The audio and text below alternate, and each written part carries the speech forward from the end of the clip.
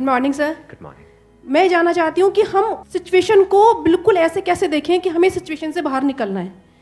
कि मान लो हमारे पास बार बार कोई प्रॉब्लम आ रही है, हम उसे फेस कर रहे हैं, फिर जो आसपास के हमारे सराउंडिंग्स के लोग हैं वो भी टाउंटिंग कर रहे हैं हम पर, नहीं तुमने पहले भी ऐसे किया था, अब फिर तुम फेल हो जाओगे इसमें। तो वहाँ जा करके हम स्टक हो जाते हैं और फिर हमारा कॉन्फिडेंस लूज हो जाता है। हम एग्जैक्टली कहाँ स्टक हो जाते हैं, जिसको आप जो वर्ड यूज कर रहे हो स्टक हो जाते हैं, मतलब आप कह रहे हो कि हम अपनी थिंकिंग में स्टक हो जाते हैं। थिंकिंग में स्टक हो जाते हैं, राइट? कि हम ओवर थिंकिंग में चले जाते हैं। ओवर थिंकिंग कि हम बैठे बैठे बस सोचते रहते हैं कि ऐसा क्यों हुआ, क्या हुआ, ऐसा नहीं होना चाहिए, कि हमारे में कुछ कमी ऐसा हो गया तो क्या होगा, वैसा हो गया तो क्या होगा, मैं दोबारा भी ट्राई किया नहीं हुआ तो क्या होगा। हम जानते हैं कि पहले भी ऐसा हुआ था, फिर हमने उसे ओवरकम कर लिया, लेकिन बार बार वही चीज आते आते फिर वही ब्रेन का जो कंफर्ट जोन है हम फिर वहीं स्टक होने लगते हैं। और जिस कंफर्ट जोन की आप बात कर रहे हो वो एक्चुअल में ओवर थिंकिंग वाला जोन है। ओवर थिंकिंग वाला जोन है, मतलब बैठे बैठे बस सोचते रहते हैं जैसी हमारी कंडीशनिंग हुई है, कर कुछ नहीं पाते हैं। करते भी हैं तो थोड़ा सा करना शुरू करते हैं, उसके बाद वापस से वो थॉट्स हमारे ऊपर हावी हो जाते हैं। राइट? यही आप कह रहे हैं। राइट सर, प्रॉब्लम जो है इतनी ज़्यादा, क्योंकि एक्चुअली क्या लाइफ में अगर कुछ अच्छा होता है तो शायद हम प्रॉब्लम से इजीली निकल जाते हैं, बट बैक टू बैक जब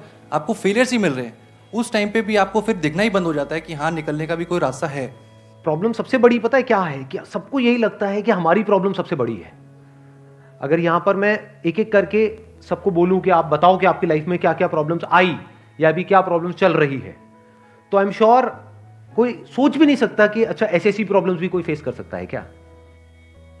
तो इन प्रॉब्लम्स के बावजूद भी कुछ लोग आगे बढ़ पाते हैं, कुछ नहीं बढ़ पाते हैं। That is the big question कि एग्जैक्टली हम स्टक कहां पर होते हैं।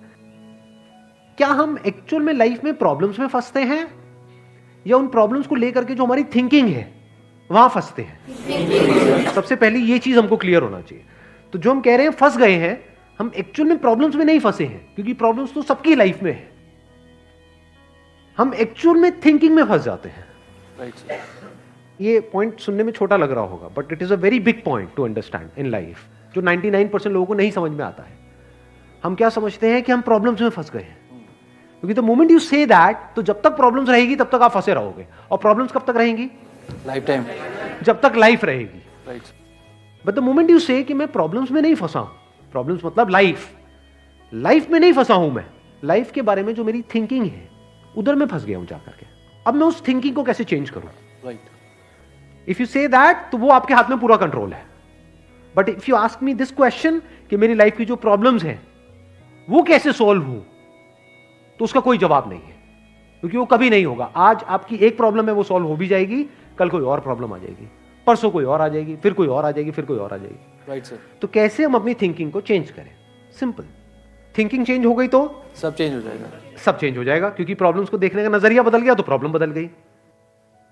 एक बंदा जिसकी थिंकिंग नहीं फंसी हुई है, उसको आप चारों तरफ से फंसा दो, वो निकल जाएगा। लेकिन जिसकी थिंकिंग फंसी हुई है, उसको आप जा करके दुनिया जहान के सारे रिसोर्सेज दे दो, पूरा का पूरा खजाना भी दे दो, तब भी वो नहीं निकल पाएगा, तब भी रोएगा बैठ करके कि क्या मेरे को चारों तरफ खजाने से कैद कर दिया। अरे भाई, खजाना है, कैद नहीं है।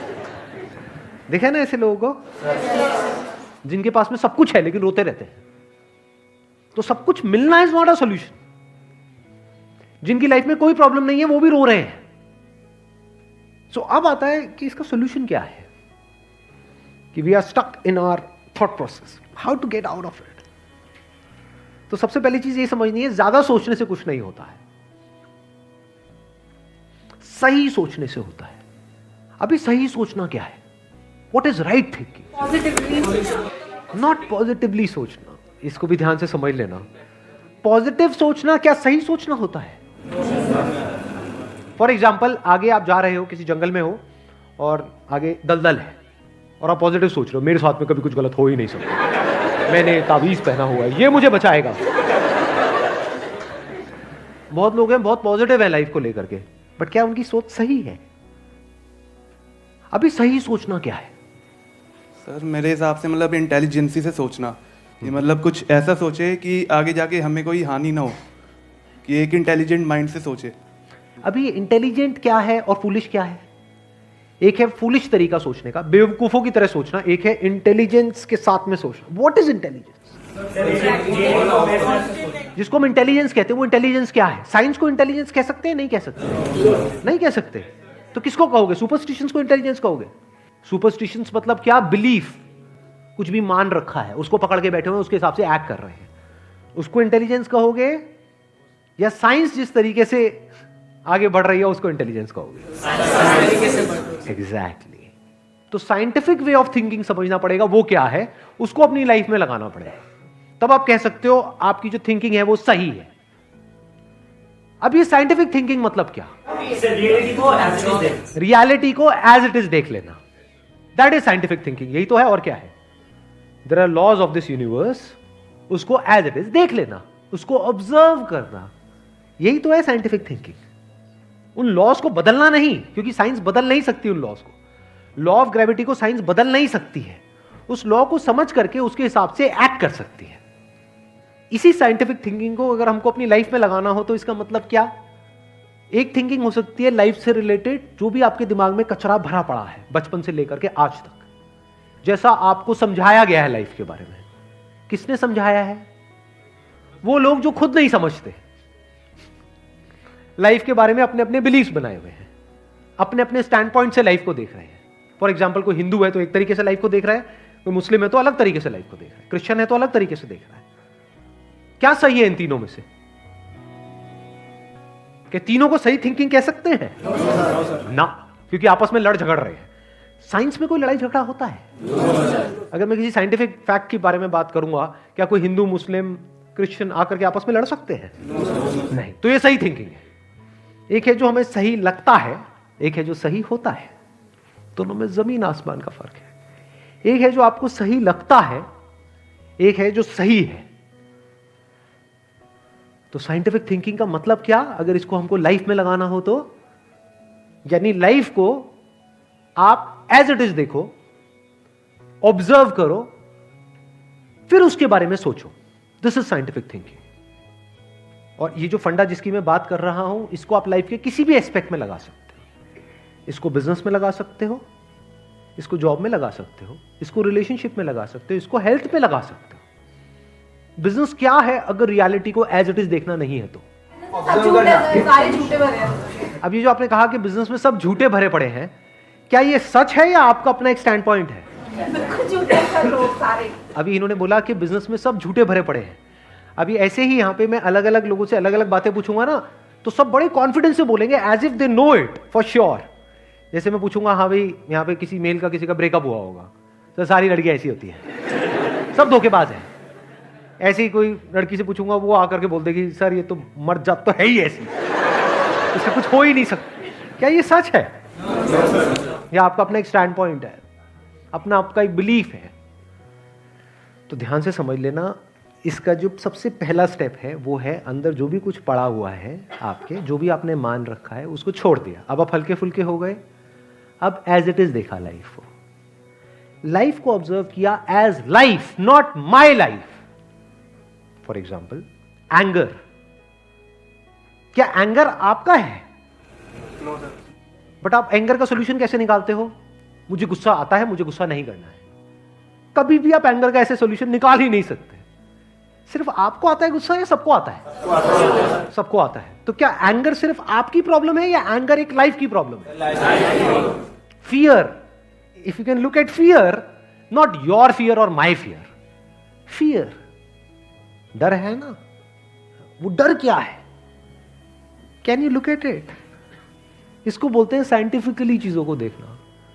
रिलेशनशिप, नॉट माई रिलेशनशिप और योर रिलेशनशिप, रिलेशनशिप। तो इस तरह से जब हम चीजों को देखते हैं ना, not from a subjective point of view but from an objective point of view, जैसे एक साइंटिस्ट देखता है, जैसे एक साइंटिस्ट ऑब्जर्व करता है, वहां पे ना खुश हुआ जाता है, ना परेशान हुआ जाता है, ना पॉजिटिव हुआ जाता है, ना नेगेटिव हुआ जाता है। This positive and negative is your stand point, is a subjective point of view. In objective reality, उसमें खुश क्या होना है और दुखी क्या होना है, वहां पर सब कुछ क्लियरली नजर आ रहा होता है। वहां पे कभी भी हमारी थॉट प्रोसेस स्टक नहीं होती है, हम फंस ही नहीं सकते। बिलीफ्स में आप गारंटेड फंसोगे। शॉर्ट टर्म में वो अच्छे लग रहे होते हैं क्योंकि वहां पे कंफर्ट मिलता है। जो भी हमने मान रखा है, अगर उसको पकड़ करके हम बैठे रहें और उसमें गोल गोल घूमते रहें तो बड़ा कंफर्ट मिलता है, लेकिन आगे जाकर के वो हमको फंसा देता है, एंटैंगल्ड कर देता है। बट जो रियलिटी है वो धीरे धीरे धीरे धीरे आपको आजाद करती रहती है, जितना आप रियलिटी को समझ जाते हो उस लेवल तक। यानी कि अगर इसको मैं पूरा समअप करूं, जो भी मैंने अब तक कहा है उसको, ये सेशन शुरू कहां से हुआ था? फेलियर से हुआ था कि एक के बाद एक हमने लाइफ में बहुत सारे फेलियर्स फेस करे हैं। तो अब अपने फेलियर्स को ऑब्जर्व मत करो, अपने को बीच में से हटा दो, ऑब्जर्व करो ये जो फेलियर्स हैं ये क्या है। तो you will start seeing the nature of those failures, you will start seeing the causes of those failures. For example मेरी लाइफ है, अगर मेरे को उसको ऑब्जर्व करना है, दो तरीके हो सकते हैं। एक ये, अब मैं अपनी लाइफ में थोड़ा सा जा रहा हूं जिससे कि आप उसको रिलेट कर सको।